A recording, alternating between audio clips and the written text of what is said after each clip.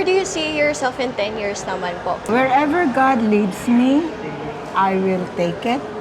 As long as it's coming from God, I don't know. But I see myself that I'll keep on dancing as up this time. I'll just enjoying my life after what I went through. Wherever God leads me, I'm okay. I'll do it. Well, 10 years sana, yung PR pa rin, kasi hindi pa kami PR dito eh. And then, syempre, citizenship dito sa Canada. Kasi, isang advantage na nakita ko kagad is yung sa education ng mga bata. Like, libre sila. So, may ample time kami mag-ipon for their colleges. Bukod dun sa child benefit na nakukuha, iniipon namin yun for their college. Unlike kasi, inisip ko kung sa Pinas to, hindi ako, parang ang hirap na nagpapaaral ka, tapos mag-iipon ka ng for college. Pero this time kasi, nakakaipon kami for sa kanila, para sa pagka-college nila.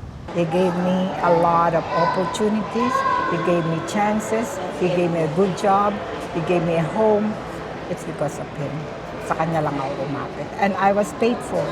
I was faithful to God na even though walang-wala ako, I did my part para kay Lord. Ang para kay Lord, para kay Lord. No matter how hard my life is. Siguro sa akin, nandun ako sa kung talagang para sa inyo ibibigay. Kasi may nakita rin, may mga nakausap din kami na mga Filipino na nahihirapan sila, nag-struggle sila, na kasi pinipilit. Alam mo yung pilit yung yung pagkakaano nila. And nagpunta sila dito nang hindi siya nakaplano.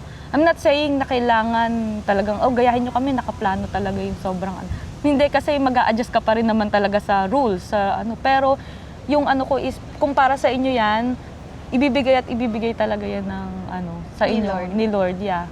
Ang dami ko nang na-experience na akala namin uuwi na kami, pero andito pa rin kami.